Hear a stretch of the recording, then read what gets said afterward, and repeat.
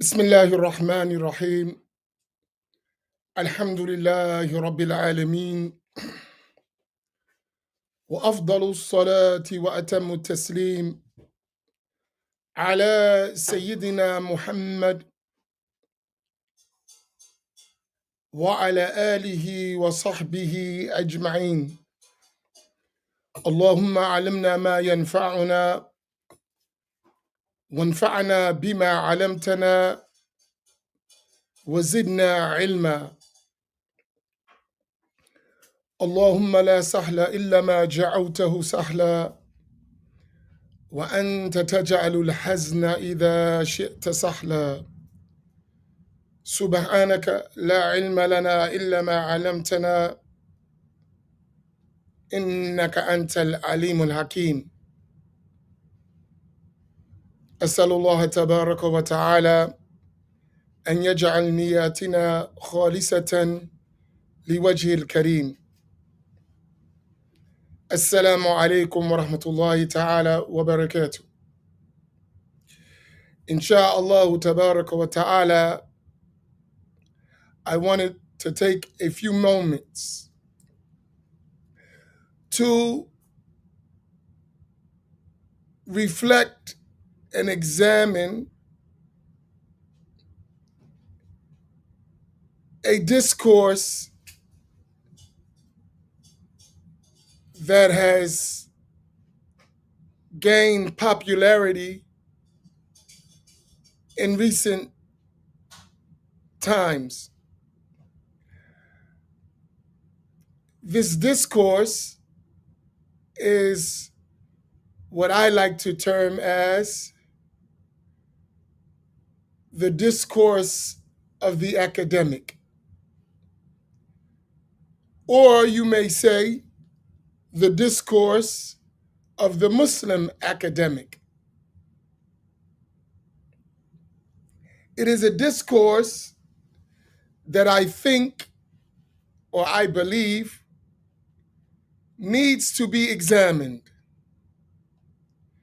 because I see it, and this is just my personal view and my personal outlook, as an emerging trend and strand. I love this new terminology, trend and strand, that's being introduced to our Islamic discourse, that has the potential to set us back in our development and education and learning and attachment to our traditional Islam for another 50 to 100 years if we don't address it quickly. And if one has been around for decades, as myself, I've been around for decades, you kind of pay attention to trends and movements and ideologies that exist. You kind of watch them. And I have over 4 decades of seeing trends and methodologies and ideologies and movements within Islam, both domestically and internationally. So I've seen the impact of these various strands and trends on the Muslim community in the West in general, and specifically on the African American Muslim community, which I serve and I live among. So for me, that becomes extremely important.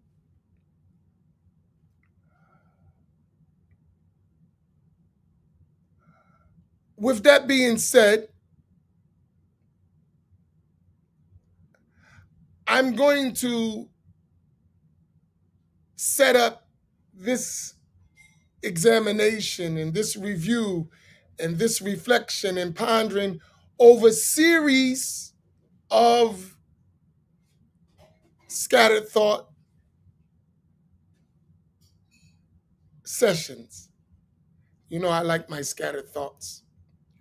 By the way, before we go on, how many of you actually look forward and miss scattered thoughts? I'm just curious. This is like taking a temperature. Y'all used to me doing various things, but the scattered thoughts particularly, how many of you look forward to that or miss it? Because I haven't done one in a while. But how many of you look forward to it and miss it?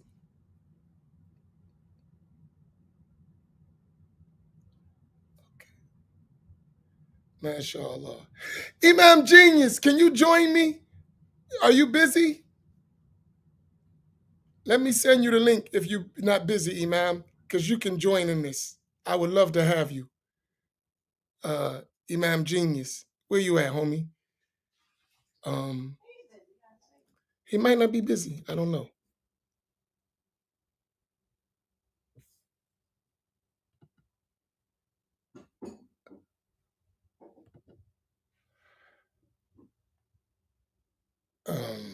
Give me a second. I gotta hit my Imam Genius. I'm sorry, y'all. Give me 1 second.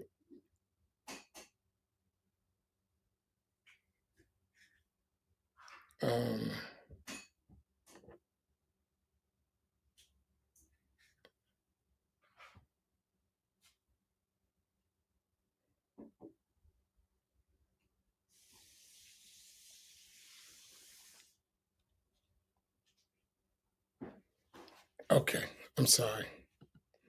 I'm horrible when it comes to technology. So what's easy for others is kind of difficult for me. So Imam Genius, if you're free, I just send you the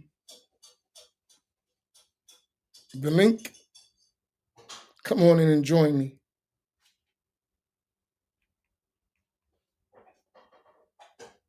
Everybody know Imam Genius is the great Imam Naim Abdullah.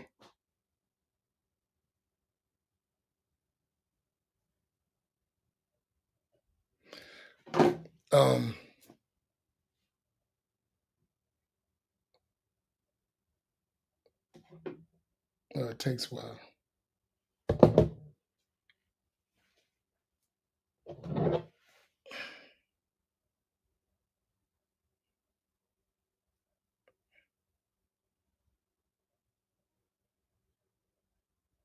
I'm sorry. Be patient with me.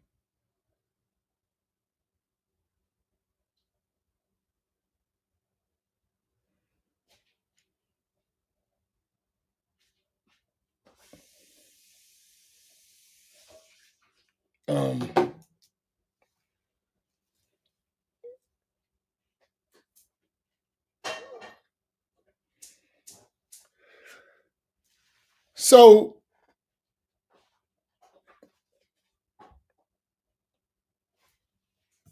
let me do this another way. It didn't work.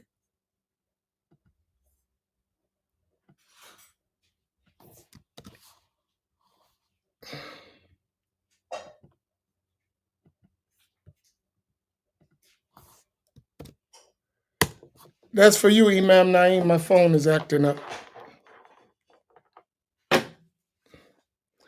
Okay, so I went, most of y'all like or prefer to have more of the scattered thoughts. So that's just my side thing for my own need to know if what I'm talking about is beneficial. And alhamdulillah, that's good. So let me go back to my point. So this discourse of the academic is really what I like to call fourth wave, and it comes, I didn't make this up, but maybe I put things together that weren't necessarily intended, but it's my own view. And all of what I'm saying is my conclusions from listening to Muslim academics and social media Muslim influencers around this subject, and I gathered it from. So this is all my stuff. I don't necessarily say the ones who I see making these discussions, they themselves necessarily agree with my conclusion. And I would love to have that discussion. I'm dying for that discussion. I would love it, but they don't want to have that discussion. I had an amazing talk this morning too, actually, with Hanbali, Athari, Wahhabi, Salafi, Quran and Sunnah brothers. And we have beautiful discussions behind the scenes, but never a public discussion. We have some real intense conversations that I think publicly would be of great benefit, but they don't want to come on the public stage. And so I'm still trying to work that out. You would love these conversations, but since they're private, you got to kind of keep them private. But I would love to have them public. And I tell them all the time, let's go online and let's have this discussion in front of the people. Not for likes, not for anything but that we could benefit and learn. We have some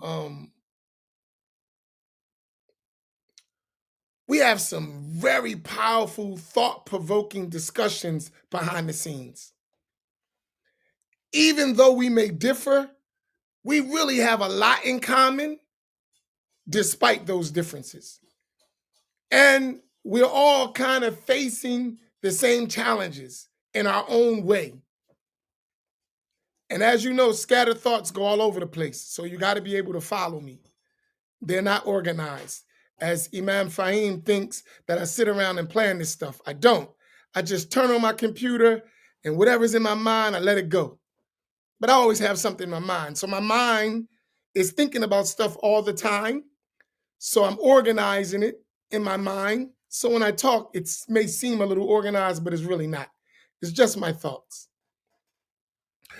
So this fourth wave, so I like to call fourth wave,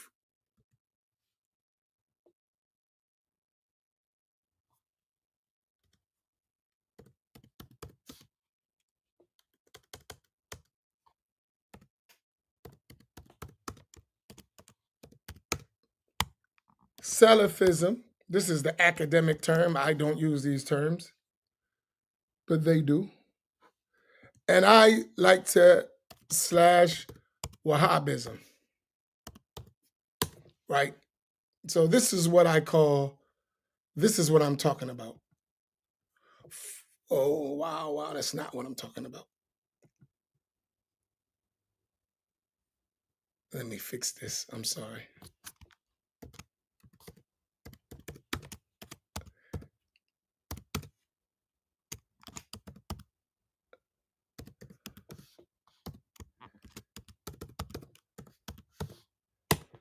All right. Maybe that'll work. Yes. So can y'all all copy that so we all on the same page?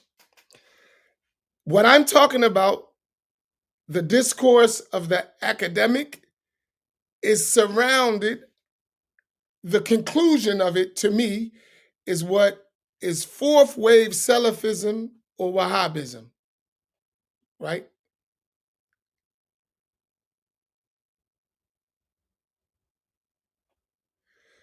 So I want all y'all to copy that. Can we copy that so we all on the same page?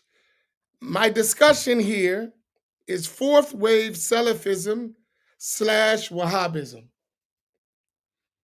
Because this scattered thought is just going to be about identifying terms and concepts. That's all I'm going to talk about today for a few minutes. So I'm going to time myself. I don't want to go over 45 minutes. So I already wasted 15 minutes with my preliminaries.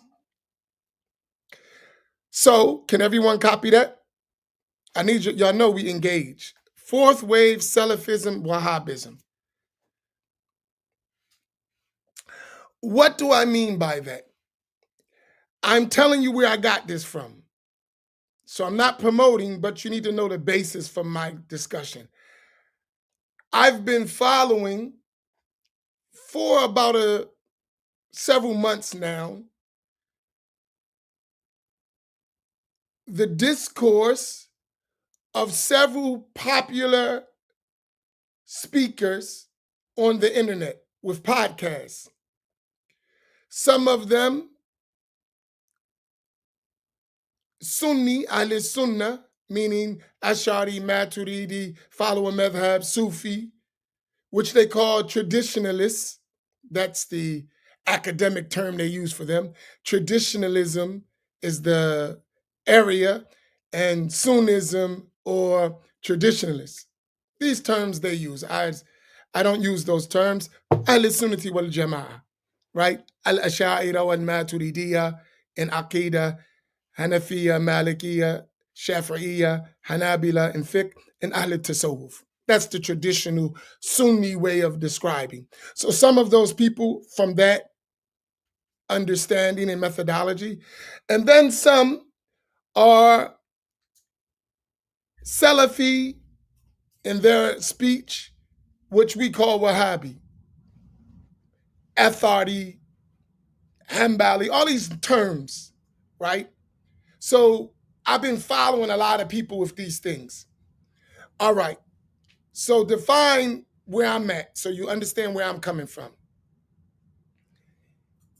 I am our platform, Black Imams Roundtable, Masjid Muhammad of Atlantic City.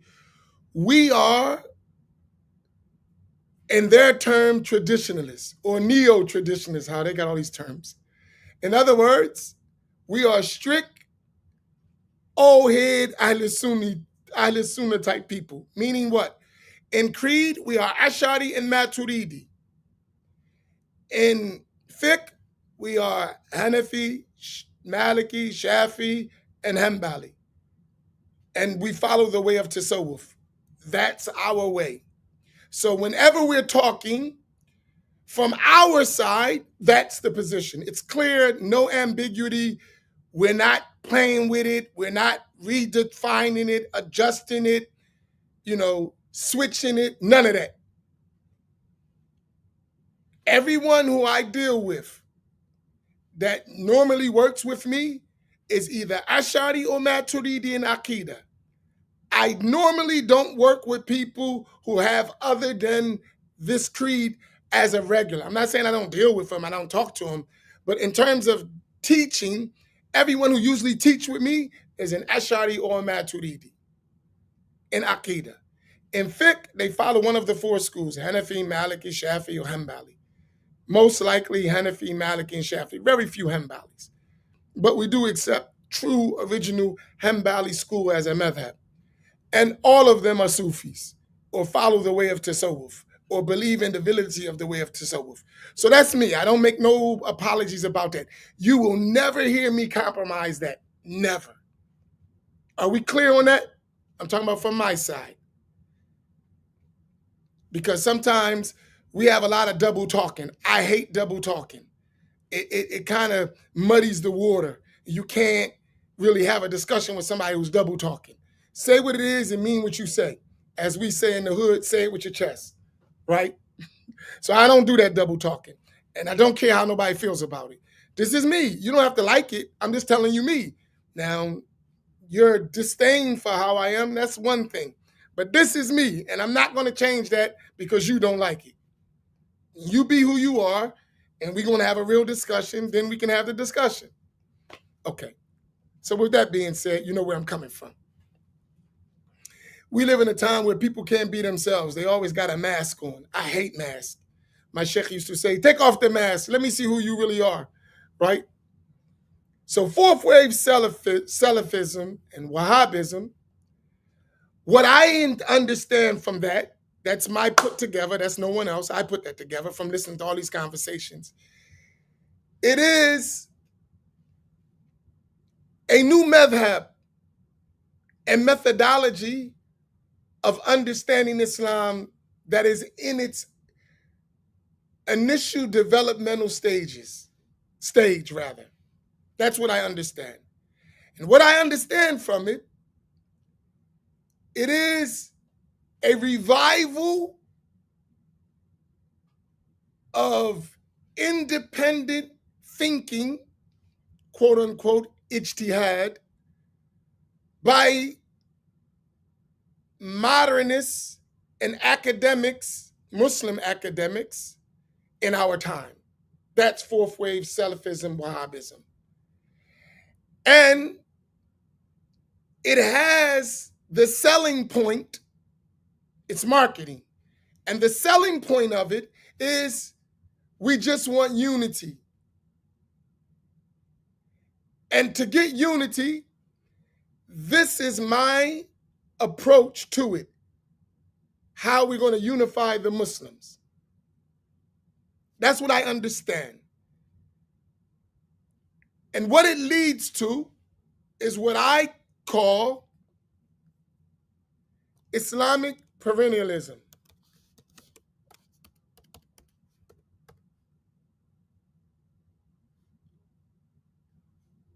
Oh, there you go, Imam.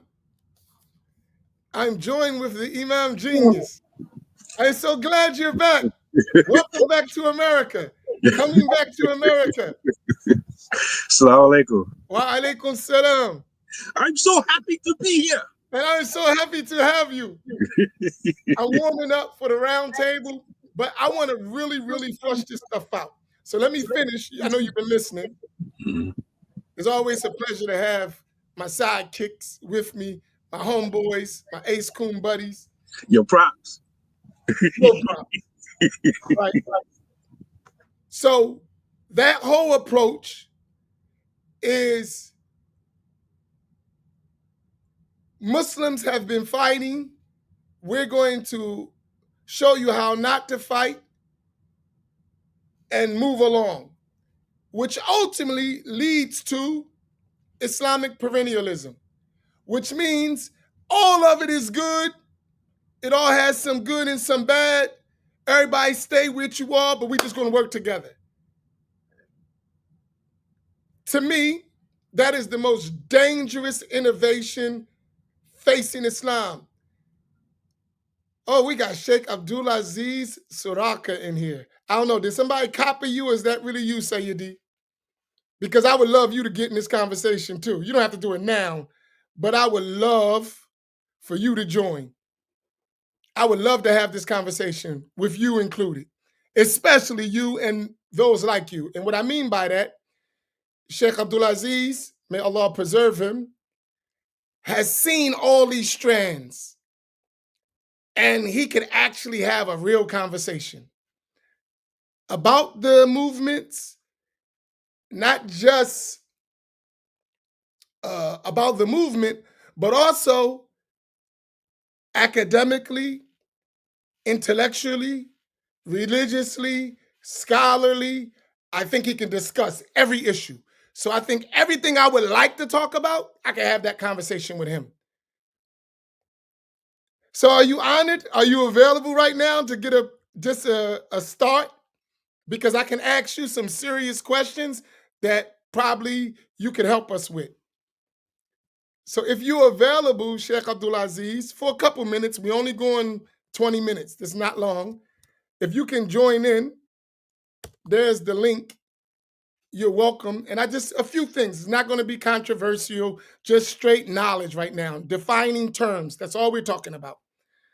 You know me, so you could trust me. But I would love to let you join. So what I understand from this is it's a whole movement. Without its principles laid out or its scholars or its methodology, that's not defined. It's in the formative stages.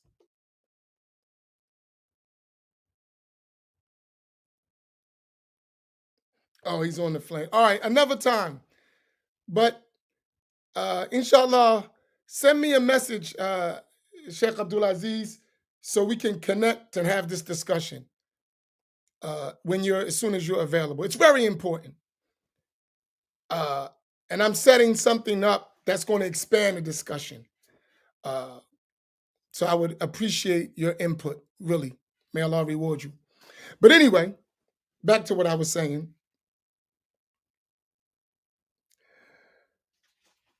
So I want to define some terms, right? Number one, what is Salafism or as-Salafiyya? And what is al-Wahhabiyya? Because if it's a fourth wave of something, then we should understand what it is we're talking about. And these terms have been played with so much that it leads to confusion, so you never know who you're talking to or what you're talking about. You see how I laid out? We Ash'ari, Maturidi in Aqidah. We're Hanafi, Maliki, Shafi'i, Hanbali, and Fiqh. And we follow the way of Tasawwuf. That's easily identifiable. If I'm an Ash'ari, that means I have certain principles, certain beliefs, despite there may be difference of opinion, but there's a general agreement of what is an Ash'ari. There's a general agreement of what is a Maturidi. There's a general agreement in fiqh. What is a Hanafi? What is a Maliki? What is a Shafi'i? What is a Hanbali? It has its books, it has its scholars, it has its usul, it's laid out. Yeah, there is difference of opinions within the school and all that. We got that. But in general, this is the foundational structure of these schools and methodologies. Salafiyya and Wahhabiyya, Salafism or Wahhabism, is not defined like that. So depending of who you're talking to, you're going to have to define terms first, right? This is very important to understand because one of the ways that they escape from being identified is by changing their names or changing the meaning that is attached to the name, right? So I have a buddy who will remain not mentioned, but I'll just make the point. He doesn't consider anybody Salafi but those who think like him, right? So every Salafi that exists, say in America, he considers them all not Salafi. Maybe one or two he may give a pass, right? So his definition of Salafiyya is not the same definition as others, right? And the Salafiyya who are Salafiyya won't admit that they are Wahhabiyya because they'll just dismiss the term but forget the meaning. So I don't like the term, but what is the meaning? What is intended by Wahhabiyya? Do you fit that? If you fit that, then the shoe, they say if the shoe fits, wear it. The shoe fit, wear it. So we got to get these terms right. And since we're adding terms, I can add new terms to that. So we're going to have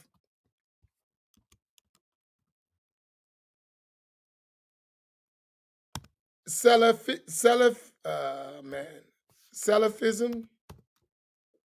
Is that right? Wahhabism.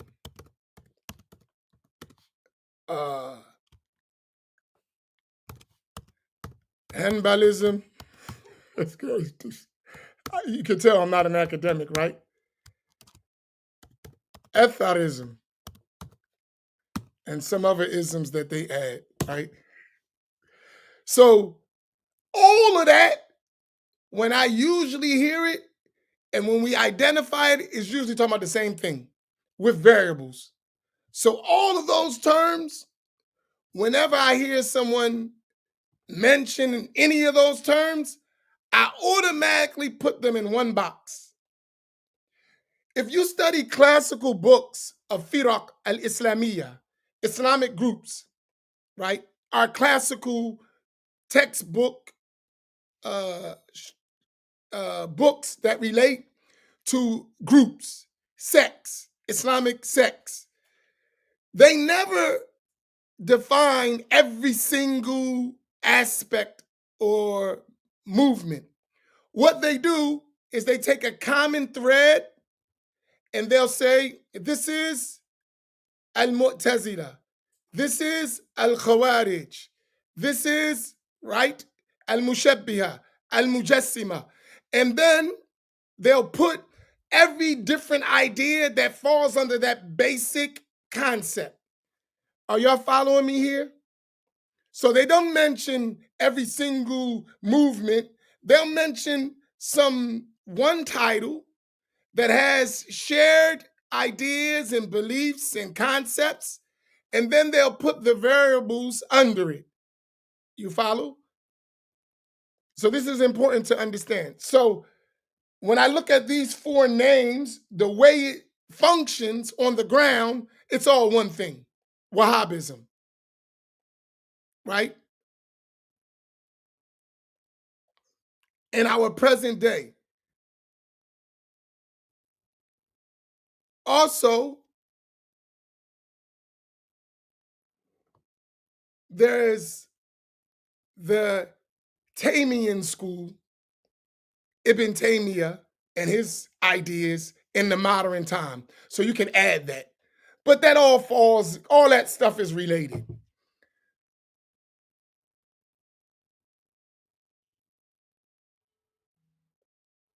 So here,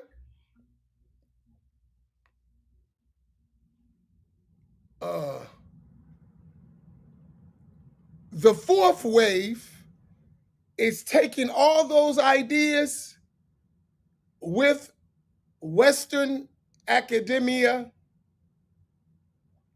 as a scale to weigh all that. Imam, you've been listening. I sent that stuff I sent you, right? Would you kind of understand what I'm saying? Yeah.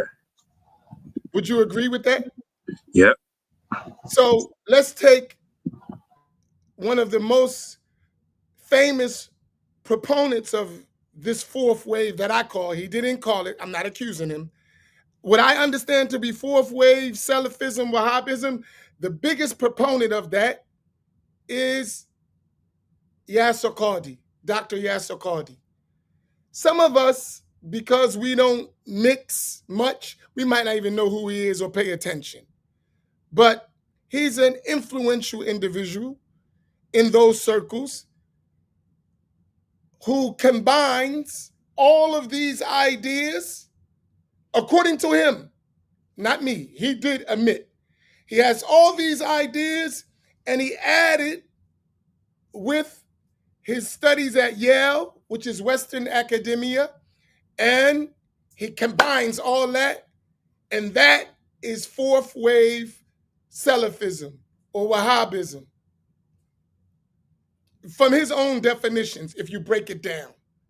Now, remind you, I want to be fair, because I'm speaking as an academic here, even though I'm not an academic. I love that escape hatch. I'm just academically speaking. I'm only speaking as an academic. I have my opinion, but just academic, right? It's funny.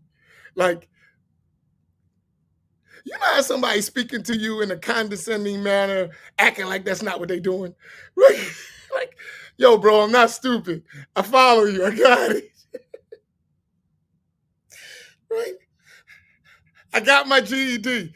There was, do you remember Brother Salim, Rahimahullah, in the masjid? Imam I Naeem? believe so. Remember, he was my head security guy. He died, Rahimahullah. But whenever we would be talking, he'd be like, Imam, I got my GED, right? Rahimahullah, right? You're trying to like talk like, let me break this down. Man, I ain't stupid. I got you. I know what you're saying. Uh, so that's a fourth wave.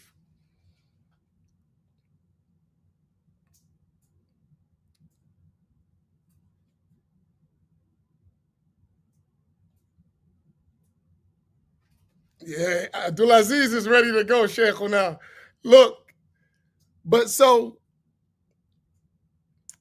that's the approach. But before we can deal with fourth wave, we have to kind of understand all these different strands or trends within these movements, right? This needs to be like a real thoroughly written out book by a Sunni. And I mean a traditional Sunni. He needs to like write it all out. So that's a hint, Sheikh Abdulaziz. We need you to write all this stuff out and document it. That's a new book. Since they're writing books, you should write one. Strictly academic. Don't gotta attack. Just academically speaking. Right?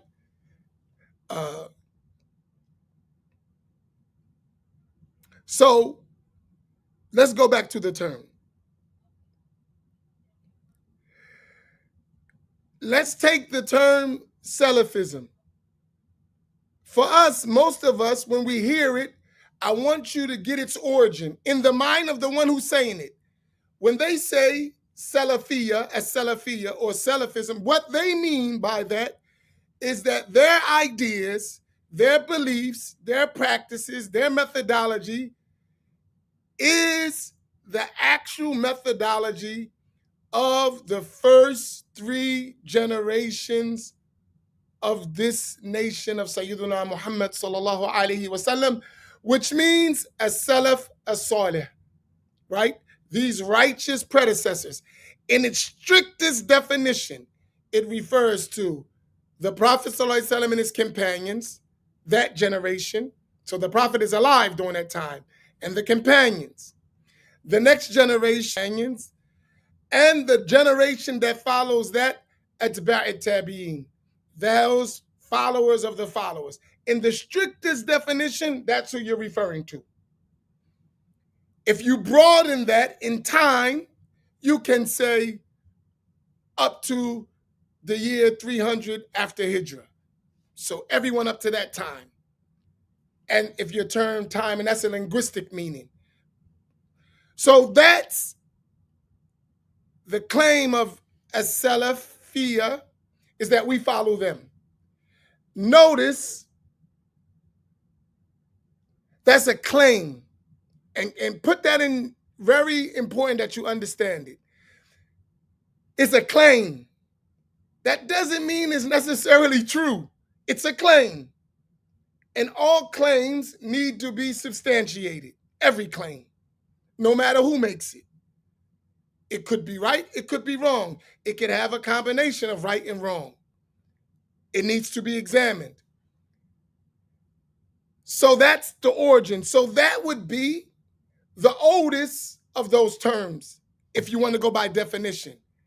And next to that would be Athariism or Al-Athariyya. Al-Athariyya would be those who follow the reports related from as-Salaf. So basically, they're going to stick to, supposedly, the claim is the text of the Quran and the Sunnah and the statements and actions of as-Salaf. It's very important to understand. So we know what we're talking about. Because if we're going to have this discussion, we have to define what we're talking about. So there'll be no running. We defined it, we clarify it, and then we deal with it. So the Athari and Salafi, in terms of what is intended by it, would be the oldest of these names in terms of thought. We're not talking about the name itself. We're talking about what is intended by the name. Is everyone following me here? Because this is not pre-recorded. We're live. We're like on the block, just kicking it. so we can talk. We can really have open conversation. If you don't understand, say, I don't know what you're talking about. Right? That's it. But if it's clear, let me know. So I don't want to overtalk where you don't understand what I'm saying. I want an understanding. And I'm going to let Imam come in. We might extend it a little bit. I think I'm going past my time. But now Hanbalism or Al-Hanabila or Hanbaliya would be the next. Why? Because Hanbaliya or Hanbalism is going to have its start with Imam Ahmad ibn Hanbal, who died in the year 241. There's no such thing as Hanbaliya or Hanabila prior to Imam Ahmad. But the claim could be that Salafiyya or Athariya existed even before Imam Ahmad. Did y'all catch that one? Because Hanbaliya is specifically identified as those who follow, by the claim we're talking about, the methodology of Imam Ahmad ibn Hanbal, radiyallahu ta'ala anhu. Did y'all catch that? And we're only academically speaking from non-academics. We got to put that disclaimer. Well, you're not really an academic. I agree. You are. So I'm just trying to understand what you're saying. I'm a traditionally trained Sunni Muslim. I don't have any degrees, any of that. All I have is, which I value more than your degree, continuous, unbroken chains of narration back to everybody we talking about. So everybody we talking about, I can trace back from my teachers, multiple teachers all around the world, to every single discussion you having. I have an unbroken chain to that discussion. So I do believe I can talk with some authority because I can prove it, right? It's not something that's difficult for me, very easy. So for me, that's my qualifications, that I directly studied under living scholars who preserved this tradition for over 1,400 years with an unbroken chain. I do have that, and I can substantiate that. So to me, that's what I bring to the table. You bring your degree from some Western university. If you value that, great. Or some Islamic university. If you value that, hey, that's your credentials. These are mine. So we're talking equally in terms of what we deem as make you qualified to have the discussion. So Hanbali is going to come later. It doesn't come about to the early to mid 3rd century Hijra. There's no conversation of Hanbali before that. Now you can say Salafiyya, you can say Athariya. You can, because what you mean by the term, that would be true. If you are true to the claim, that's a side discussion. Now later, you're going to get Wahhabism. Wahhabism, al-Wahhabiyya, is directly related to the followers of Muhammad ibn Abdul Wahhab al-Najdi, who lived in the 12th and the beginning of the 13th century Hijra. So whenever you say Wahhabi, it's directly identified with Muhammad ibn Abdul Wahhab. So from the time of Imam Ahmad, radiyallahu ta'ala anhu, and Imam and Muhammad ibn Abdul Wahhab, you're talking about 1,000 years.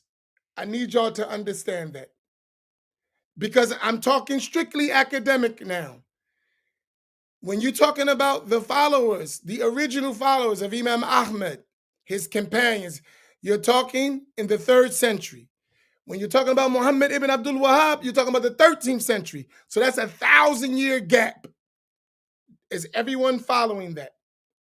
It's very important to understand. Like I told you, if you're going to talk about Islam, you're going to have to know it globally and historically, or you can't have a real conversation.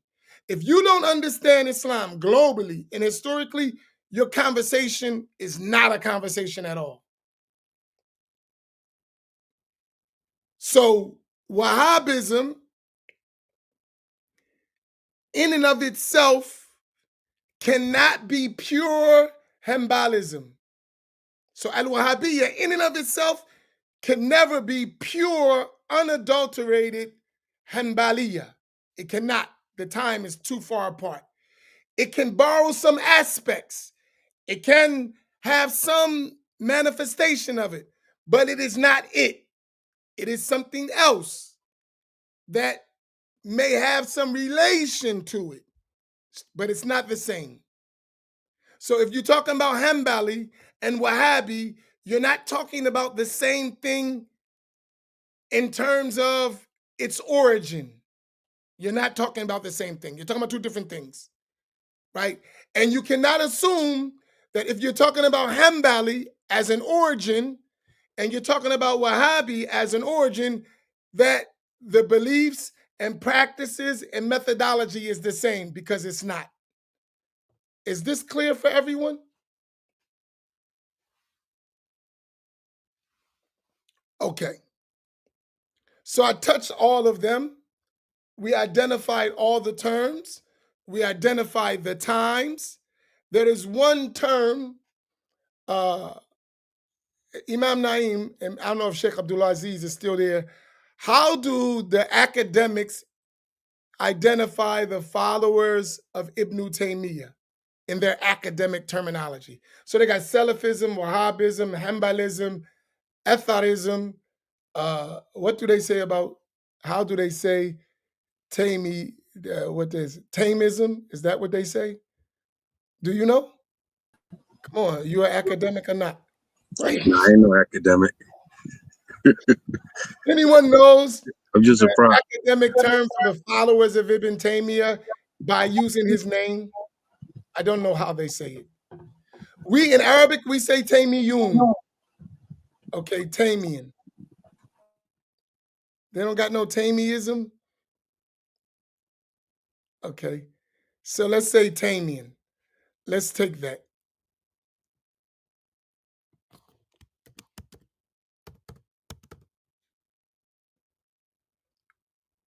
And if I can add slash, since they said Taymian, Taymism.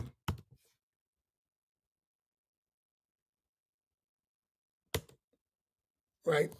Let's use that just to add to it. In other words, they're following the ideology of Ibn Taymiyyah, who died in the year 728. So that's 8th century. So it predates Wahhabism and it comes after Hanbalism. Though Ibn Taymiyyah was Hanbali in most of his fiqh methodology. So in fiqh. As for his aqaid, that's a aqidah, that's another discussion. But he identified and he is represented as a scholar within the Hanbali school of thought. That's an undeniable fact. Even the leaders of the school have a connection, especially the latter school, as being students of Ibn Taymiyyah or students of Ibn Taymiyyah. So that's a given, right?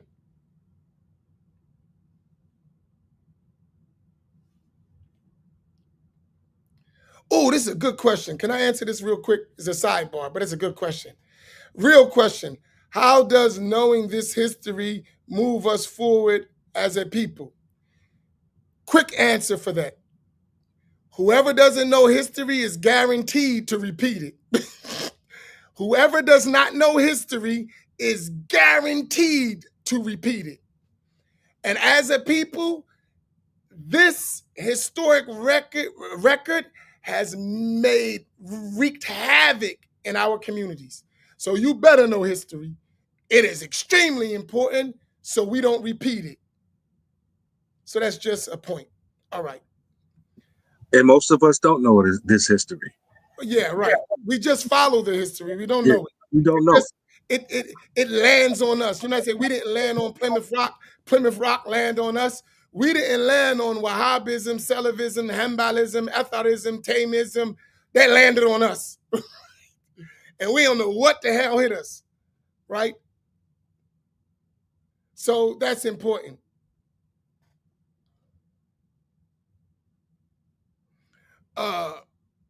So with all of that, we touched it.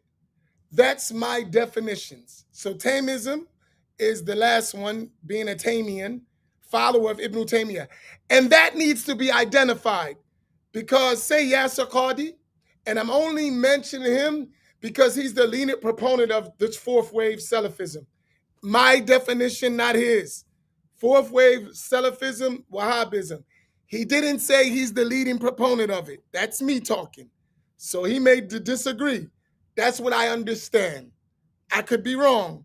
I don't think I am, but I could be wrong. So he's the one talking about these whole ideas and leading the charge. And then a bunch of people are either listening to him, promoting him, or even following him. That trend is existing. That's undeniable, right? So I'm only using these terms because they're the terms he used, right? In some way.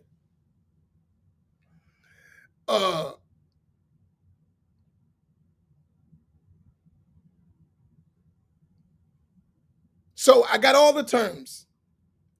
So we got Salafism, Wahhabism, Hanbalism, Ethardism, Taymism, right? All of that is a part of the fourth wave added with Western academic studies. That's a fourth wave. I don't know what that madhab is going to look like, but I see it developing. It's a new thing. And one of my sheikhs, he wrote a book which was translated by Sheikh Abdul Aziz called Allah Madhabiyya. أخطر بدع تهدد الشريعة الإسلامية. Sheikhuna Muhammad Saeed Ramadan al-Bouti, he wrote this book, Not Following a Madhab is the Most Dangerous Innovation Threatening the Sacred Law. I forget how Sheikh Abdul Aziz translated it. You had that in your store, don't you? Yeah. I just forget how he translated it. The title. It's a white book.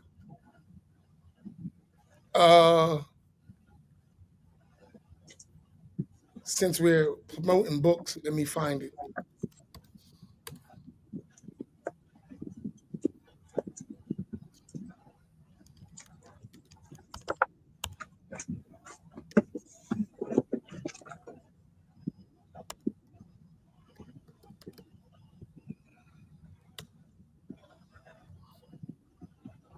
I don't know.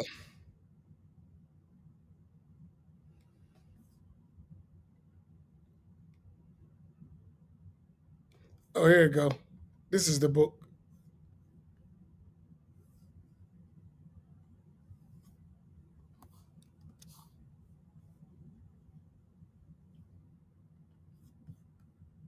Here's the link for the book.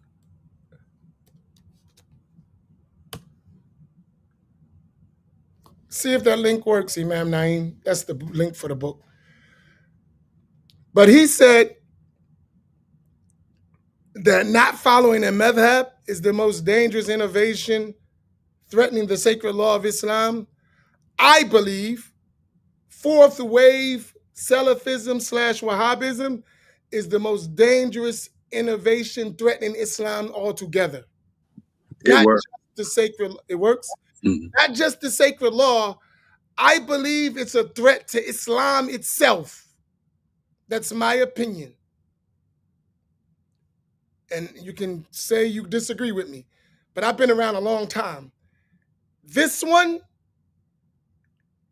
is going to destroy the religion if it gets steam and becomes an established methodology. We in trouble as a religion in the West.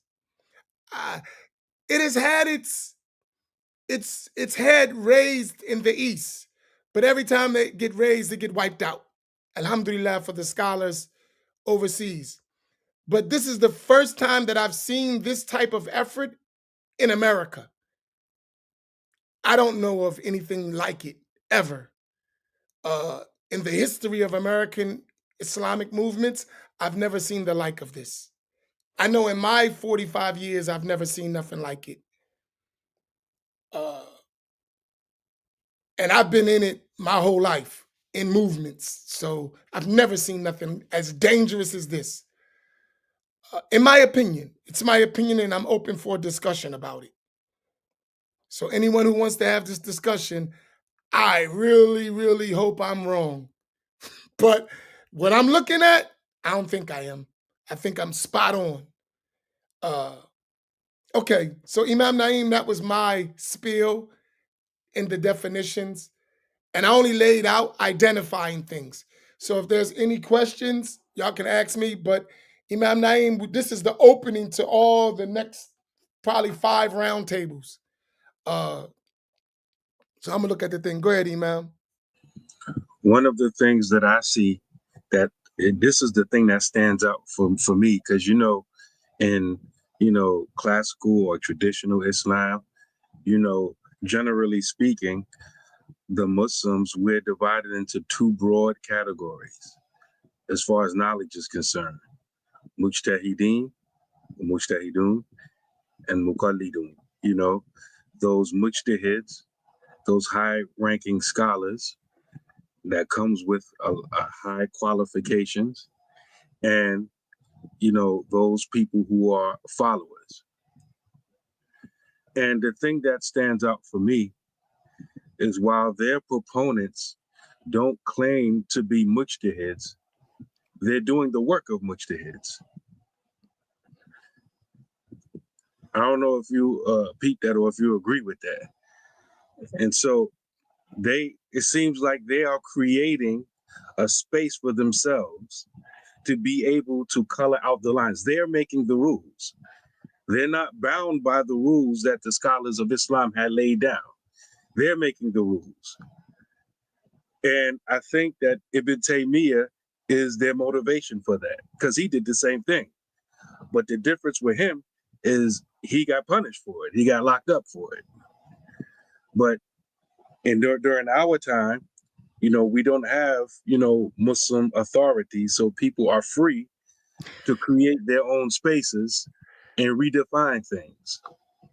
And so this is one of the things that I'm noticing that gives them the room to be able to do this. Well, here's the thing about that, Imam.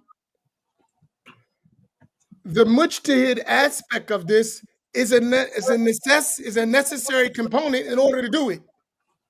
What they're putting forth involves, so we got to think of our people we're talking to. The mujtahid is the expert legal scholar in Islam who's able to deduce legal rulings and judgments from the primary sources of Islamic law.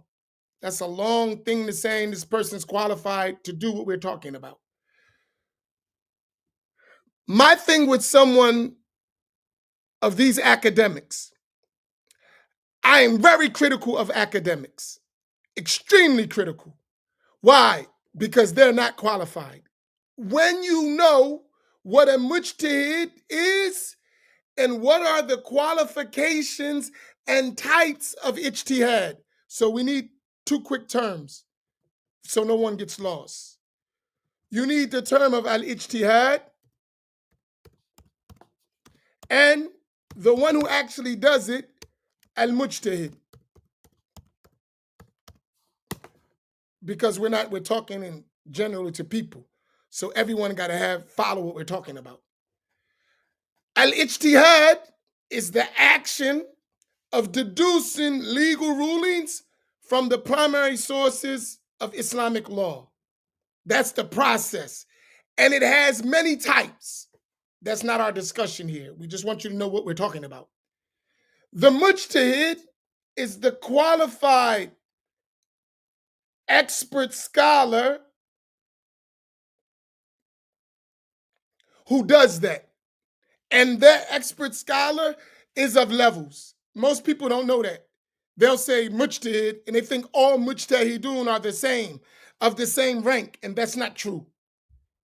from our classic usuli fundamentals of Islamic jurisprudence approach, mujtahidun are of levels. They're not the same. And there are different types of ijtihad. So when we're having this discussion, all that got to be taken into consideration. What you're talking about is the absolute mujtahid, who is able to do the whole of the sacred law, right?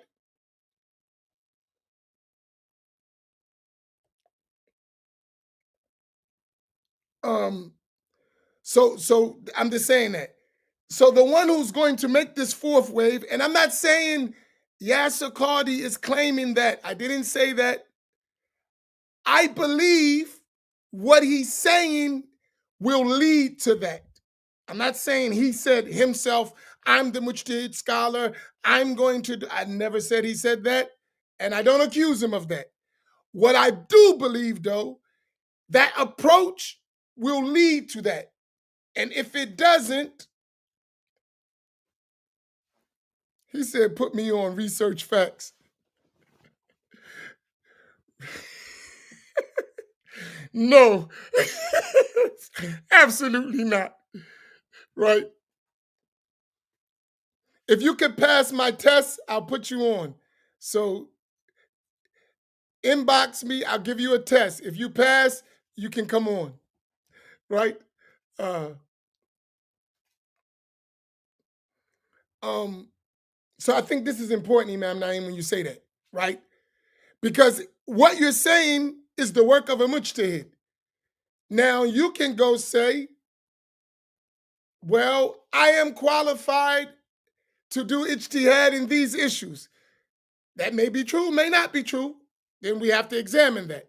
But the actual work you're talking about involves a level of that. You can't deny it. So I think that's what you're talking about. Am I right? Exactly.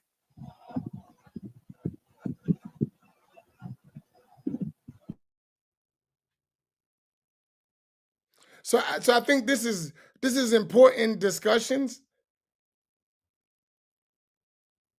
right? So go ahead, Imam. I'm gonna take a couple of these questions before we close out. I know you got more. Come on, man. You did you watch all those things we was talking about? Yes, I did. So come on, give me a little. The round tables tomorrow night, I know, but you can give us a little, give us a peek into your. That's what stands out. That's what stands out to me. And frankly, it's like a level of arrogance. Like, who you think you ought to be doing all this stuff? All right.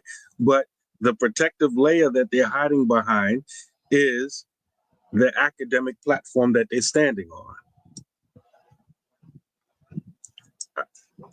If it makes sense. All right. Because in certain spaces, you wouldn't be allowed to do all of this. But because you're here, you could do that.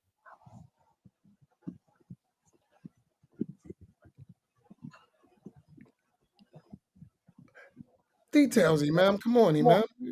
Why are you so? When did the genius get so silent? Okay, want to take some of these questions? Yeah. I don't know how many of them is. Where are my glasses? All right, let's go. I got two of them. These were Sheikh Abdulaziz. Sheikh Abdulaziz made some comments. You want to comment on them? The fourth wave is a move from explicit Wahhabism, Salafism to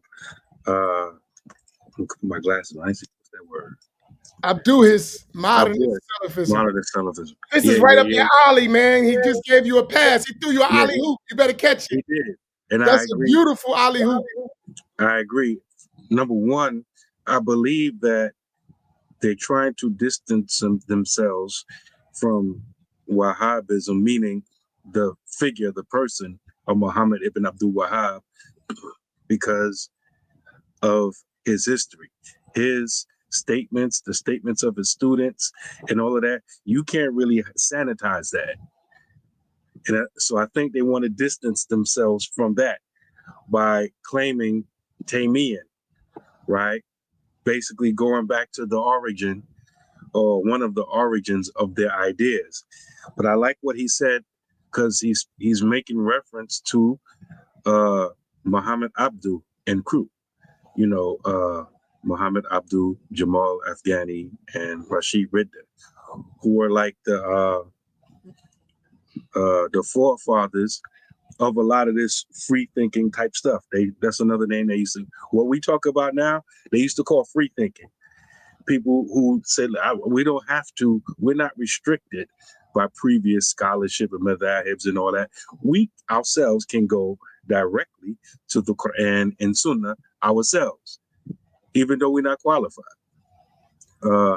And in fact, Yasser Qadi is the one who documented the fact that Sheikh al-Albani got the term Salafism from them, because they were the first ones to take the term Salafiyah and apply it to their methodology. In other words, the methodology of going directly through the Quran and the Sunnah ourselves as individuals. They call that Salafiyah. Sheikh Albani took that term and applied it to Wahhabi thought. So he's the one who documented that, Yasser Qadi himself, years ago. So, but about this Abduhist modernist Salafism, can you define what you because you talk about this stuff all the time? What do you understand from what Sheikh Abdulaziz mentioned? Basically, that Abduhist modernist, because really, and this is connected to Rashid Ridha. mhm, So he's being mentioned specifically, not Muhammad Abdul, Rashid Ridha. So who's he's mentioning who's doing the mentioning he's talking about right now?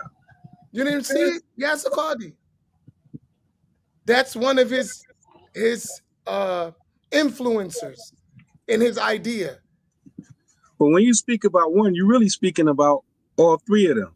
He was like the junior colleague of Abdul. Yeah, but He's the one who documented everything. Sometimes when you're having these conversations, you guys stick to point, because there's a reason why I left this one out and I only said this one. It's like Right. you remember, and every time you're having a discussion with an academic, there's an escape hatch. They always leave an escape hatch, right? So technically, I may disagree with Muhammad Abdul, so I'm not going to mention him, but that same ideology can be held by Rashid Ridha or Yusuf Qaradawi, for instance, without mentioning those blameworthy points of Muhammad Abdul. You follow my point? Right. So it's a way to get out all the time. Mm. And since the interviewers never ask tough questions, because that's not academic, that is actually, what did the guy call me yesterday? What did he say?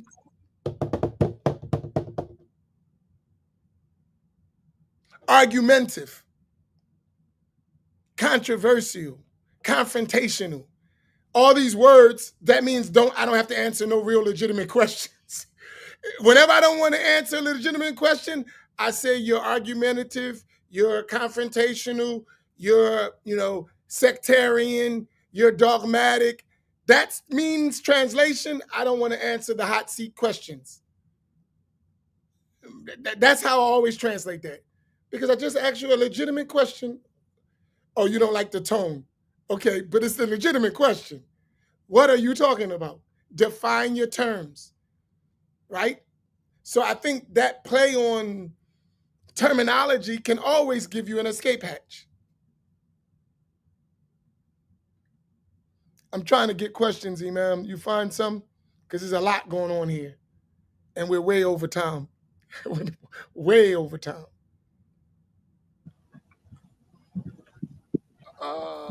All right, so that's that. Here, Sheikh Abdulaziz got another one. Some of its flavors are also Islamist theological relativists. Uh-oh, this is where you check out on your academics. I love this stuff. I really, really, I love this deen, because you know what it does? it puts everyone on a level playing field, right? And depending what we talk about, everybody got to tap out, right? Tap out. Hey, I was watching Obama, and what's the young boy now? I think they won the championship, or he was hot. He played for the Timberwolves or something. What's that young brother's name? I have no idea. Come on, they know. He was on the Olympic team too. He's a guard. I forget his name. Anyway, he was there was with Obama. And what's the big dude for the Sixers, the center? You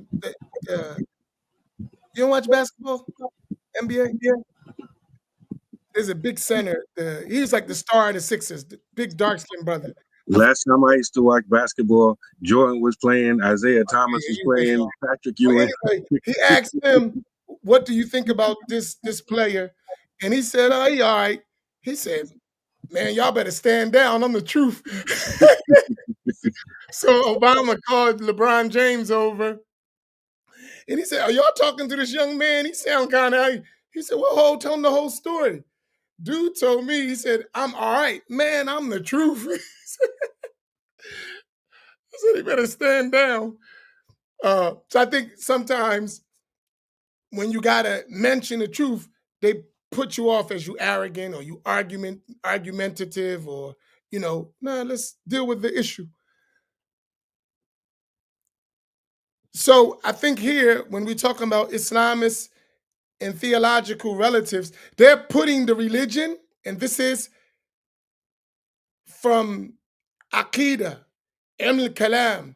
They try to say all the strands are equal, and there's this minimum level of salvation, which is not defined, that everyone has reached. So we don't even need to have these discussions of theology or the attributes or creed. Everybody, all Aqidah wars, that's the word we use in ours. Theological, this theological relativism, right, is no, it all is equal. It ain't that deep. Why are we talking about this? That type of mentality, which is being promoted. So whether you're Ash'ari, Salafi, Wahhabi, Shi'i, it don't matter. There's a base level of salvation, and since everyone reached that, we don't need to have a conversation. But I think what's left out here is this.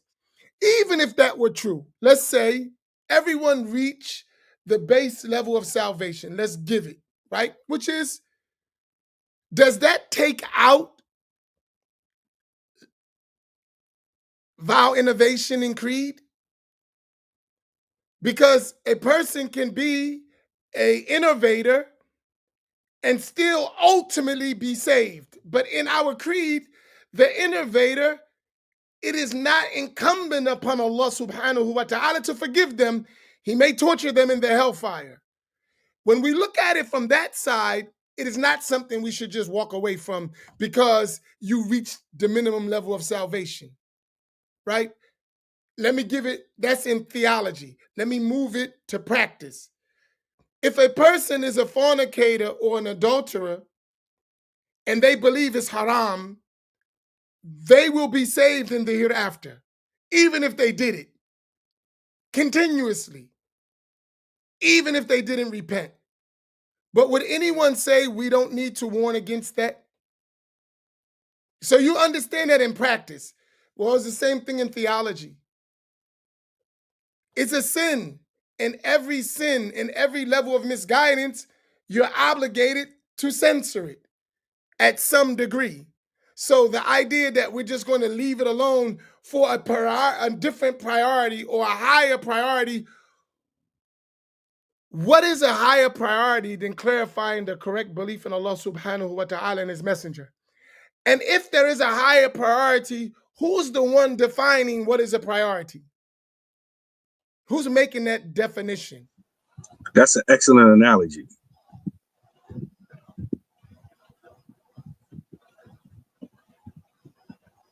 Okay, I guess we missed questions. I think we're done. No questions. If there's any questions, put it up because I can't find any. And we'll close out if we didn't have any more questions.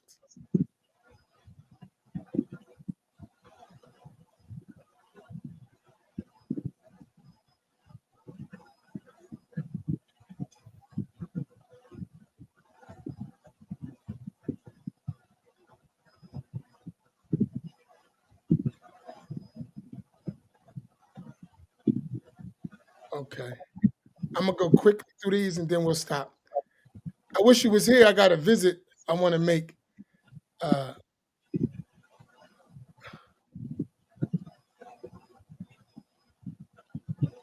okay, I guess we out. I think I hit all the questions. Research the facts said, "Are you scared?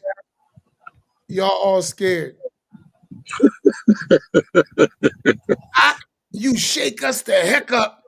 Yeah, We definitely afraid of you. You can count on it. says the one that don't have his real name up there. Right. His name is Research the Facts, but we scared.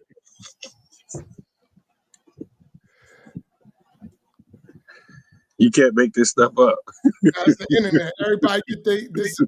Even us. Everybody. We're not going to get a discussion in academic circles. So we get this is our academic circle. Yeah, This is our intake. This is our Yale. This is our Harvard. This is our Oxford. This is our Cambridge. This yeah. is what we got. We got to take advantage of it.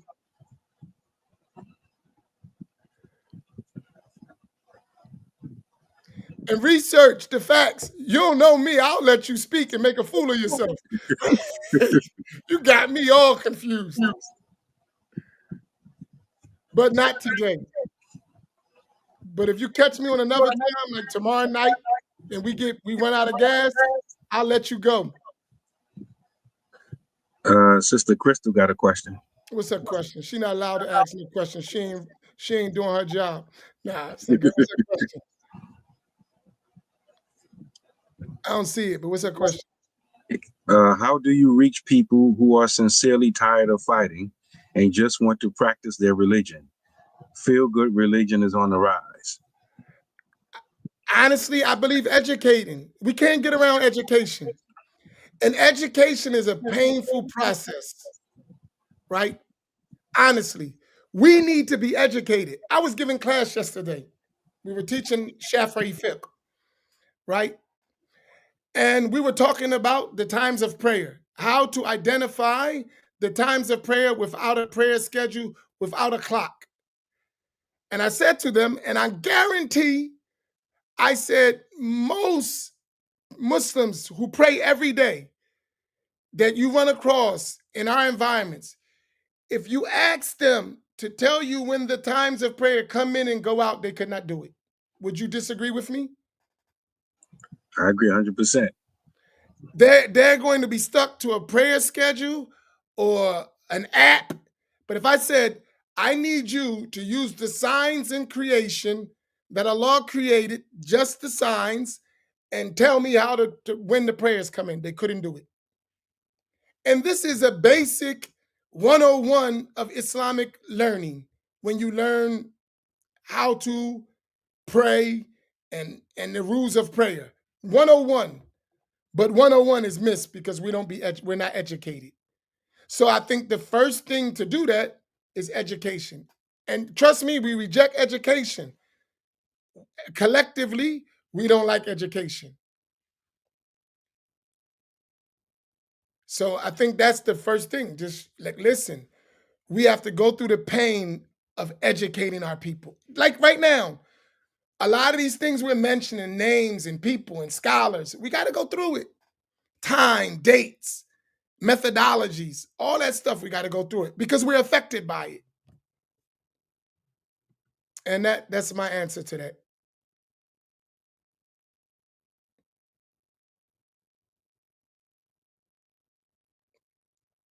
Okay, Imam, that's it. Yes, sir. All the other questions I was out there had nothing to do with what we was talking about. This one, by Salafi, do you mean Ahlul Hadith? Depends what you mean by Ahlul Hadith. And who you talking about? Right? So if you mean Salafi, Ahlul Hadith, what's the cutoff of Ahlul Hadith? Who are Ahlul Hadith? So I know who you're talking about. Because if you say Ahlul Hadith and you mean Nasruddin al-Albani, I don't agree with you. If you mean Muqbil or Rabi al-Hadi al-Madkhali and you say that's Ahlul Hadith, I disagree with you. If you think Bin Baz is Ahlul Hadith, I disagree with you. Maybe you're talking about the people in the subcontinent in India who had a movement called Ahlul Hadith. I don't know who you're talking about. If you're talking about as-Salaf and what group of as-Salaf, not everyone from as-Salaf was from Ahlul Hadith. You had different types of scholars. So who are you talking about? You understand when I say education? It's very important just so we know who we're talking about. That's not like a deep question. You say Ahlul Hadith. Who are you referring to? Once we know who you're referring to, then we can answer the question. Amin al-Bukhari. So al-Bukhari was from Ahlul Hadith.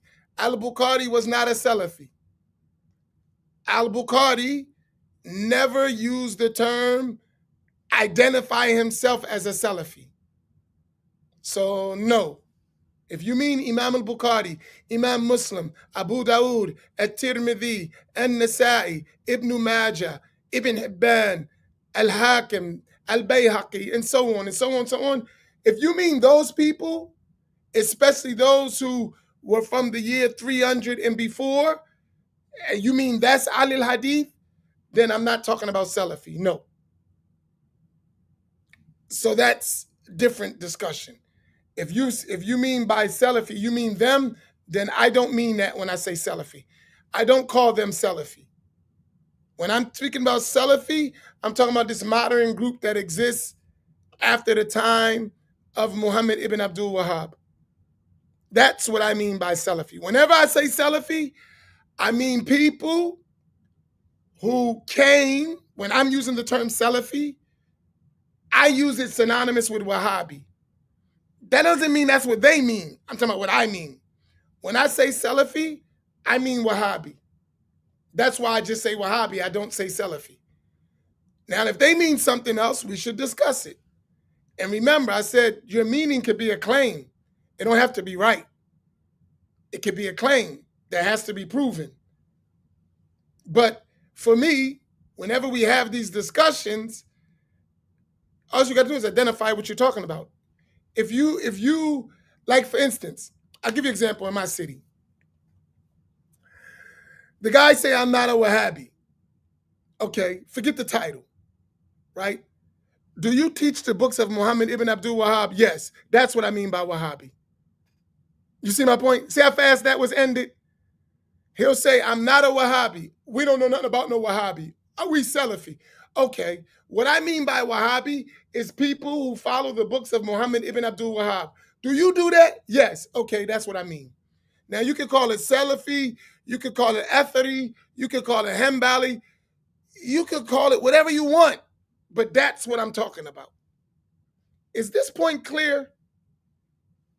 Like, do we follow this point? I think it's very important to understand.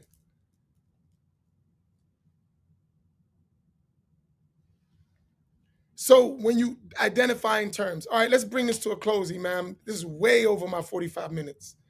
But I think, is there any other questions related to what we're talking about? Talking about Sheikh Abdul Qadir Jilani being authority is not the basis of the conversation. Question to Sheikh Amin. Why didn't Bukhari have a school of thought? Ever thought he was a mujtahid and memorized over 100,000 hadith? He wasn't a mujtahid mutlaq. He may have had a level of ijtihad, and that's why it's prominently known that Imam Bukhari, in most of his legal practices, followed the Shafi'i school. So that's why he didn't have a madhab. He followed one. In general, his fiqh conclusions are similar or very closely aligned to the Shafi'i school. Okay, Imam, any closing things you want to promote the roundtable? Because it's coming up tomorrow. This is going to be a long discussion. Tomorrow, 7 p.m., Black Imams Roundtable, Set that 7 p.m. Eastern Standard Time. Come through. Don't forget the bread either when you come through. Can I have some fun with Abdul Rahim? Say it again? Can I have some fun with Abdul Rahim? Yeah. Abdul Rahim, can I crack a joke and you don't get mad at me? Or I'll leave the joke out. I was laughing at you. It was funny. It relates to your post. We got to have a sense of humor. Sometimes we lose our sense of humor, right? You saw Abdul Rahim's post right here? Yeah, I see it. So he said, I was in Newark bookstore, and the thing was full of those Wahhabi books, and it was dead smack in the hood too, disappointed. So he put a picture of a book that he found in the store. He said, at least found that. And I was laughing. I said, yeah, that's a Wahhabi book too.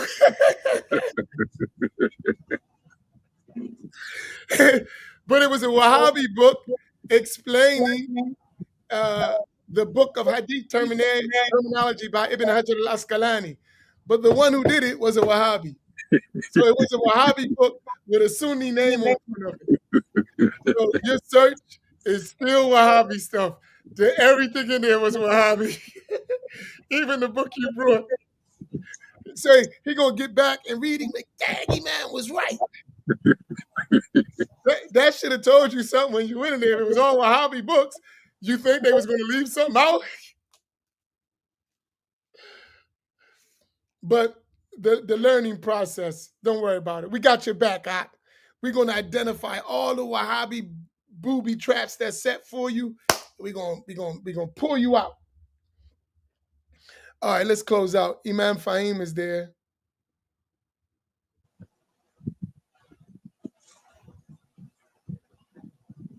Let's put Imam Fahim first.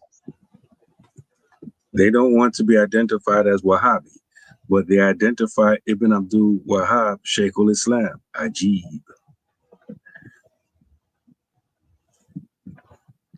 So someone asked me a question. It's not there. They said, can I comment on how translation movement is lacking among Sunnis? No. We are behind as Ahl-Sunnati wal Jama'ah, Asha'ira, Maturidi, we are lagging behind because we don't have petrodollars and funding like that. But it is catching up. And one of the leading translators is Sheikh Abdul Aziz Saraka, who was on here earlier. Definitely, he's done a tremendous work. We definitely have been reading all of his books on our site. We appreciate his work. We pray that Allah subhanahu wa ta'ala increases him. And what makes Sheikh Abdul Aziz unique in this is that he used to be following those movements. So he knows them well. And he's very educated. And he's a good writer. So it's extremely beneficial, his works. And I hope him and others continue to do that. We need Sunni translators who are honest and courageous. Courageous is very important because to do this work, you got to have some guts. Other than that, you're going to compromise your principles and it might as well not even do it.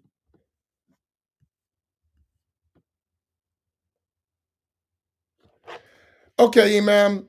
So tomorrow, the round table is going to be discussing in more detail some lectures that we all listen to. And Imam Fahim has been reading Yasser Qadhi's book. I read some of it. He allowed me to read a little bit of it. But we've been following all these videos. And we're going to address this in more detail, point by point, tomorrow night on the Black Imams Roundtable. That's part 1. So I just opened up today just to, wet your whistle. But go ahead, you have a question. Go ahead, my brother, ask your question.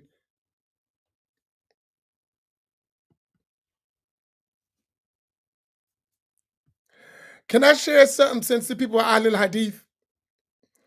A lot of y'all Hadiths, Quran and Sunnah. According to Hadith methodology, if we don't know who you are, we can't take knowledge from you.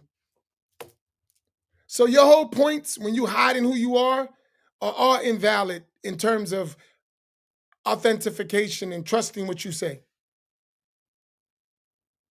When we don't know who you are, you're majhul. Majhul ayn and majhul hal. Who you are and even your characteristics are all unknown. Your point is really not valid. So you should put your real name, all of us.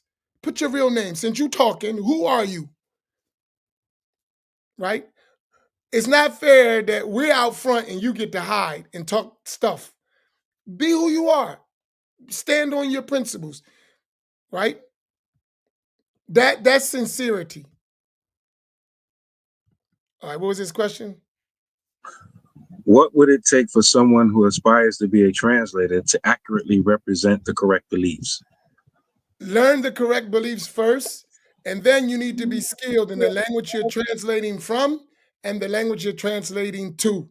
So number one, first, you have to have knowledge of correct beliefs, and you have to have learned in the proper way. That's step one.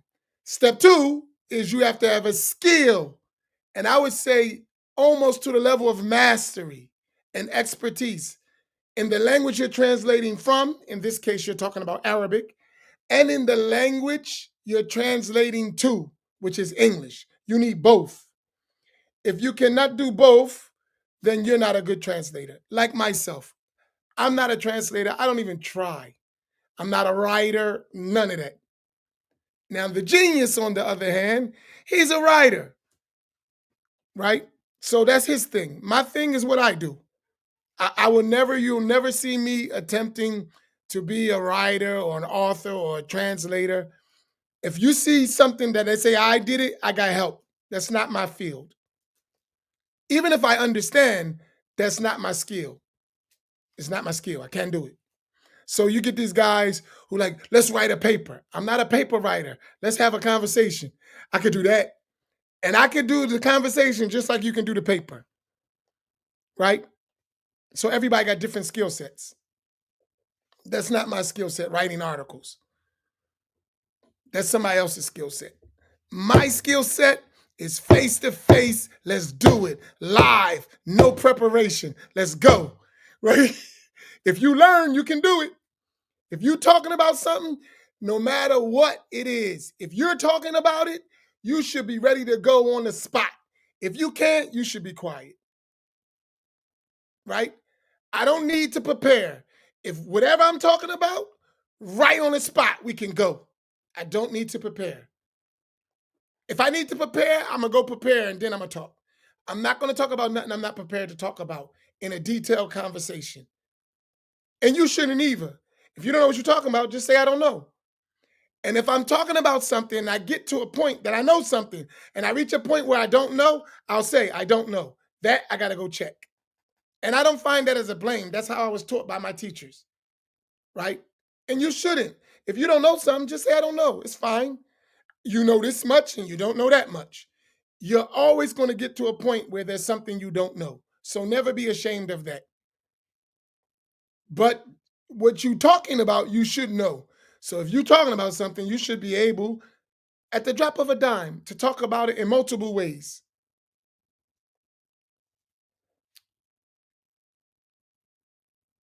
Okay, that's it.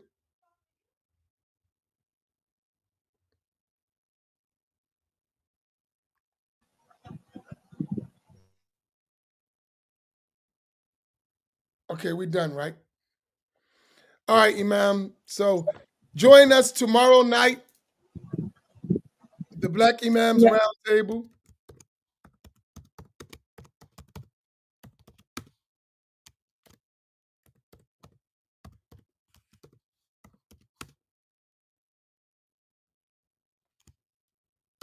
Tuesday, 7 p.m. Eastern Standard Time. So tomorrow night, we're going to flush this conversation out more. And listen, we're always open to Salafi, Athari, Hanbali, Wahhabi, whatever you want to call yourself, Taimi. We're open for a discussion. It don't have to be an argument. It don't have to be a debate. We're not ducking wreck in our language. Does everyone know what duck and wreck means? See, we have our own dialogue. Us non-academics, we from the hood. We have our own terminology. Like y'all got yours. We're not ducking no wreck. We taking all smoke. That's legitimate smoke. If you're not even really like a flame, we ain't, because then we're going to be turned into bullies, right? But we don't mind having a conversation, and we don't mind admitting we wrong. So we're never ducking wreck. So if someone wants to come and have a legitimate conversation, challenge our ideas, you're welcome. Just be respectful, because we're going to be respectful to you. That doesn't mean we can't disagree. That doesn't mean you can't challenge. You can challenge. It's fine. We don't mind being challenged. And likewise, you shouldn't be mind being challenged. If you're talking, then that means you can be challenged. Right? So if there's the Salafi Sheikh that speaks in our context, because somebody might not even care about what we're talking about. So they're not going to talk in our context. It's an irrelevant conversation. But if we're talking in the same context, the same points, then we're open for a conversation. But we're not going to talk about something we're not talking about. Because you know how some people come in and they want to talk about everything except what we're talking about. Well, we're not talking about that. You want to talk about the issue we're talking about? You're welcome. So that's an open invitation. If you really have something really to say of value, right? It's worth it. Why not? Okay. So Imam, you want to close out real quick and go to the store? 'Cause I'm in big trouble. سبحانك اللهم وبحمدك نشهد ان لا اله الا انت واستغفرك واتوب اليك والعصر ان الانسان لفي خسر الا الذين عملوا الصالحات وتواصوا بالحق وتواصوا بالصبر. السلام عليكم. وعليكم السلام.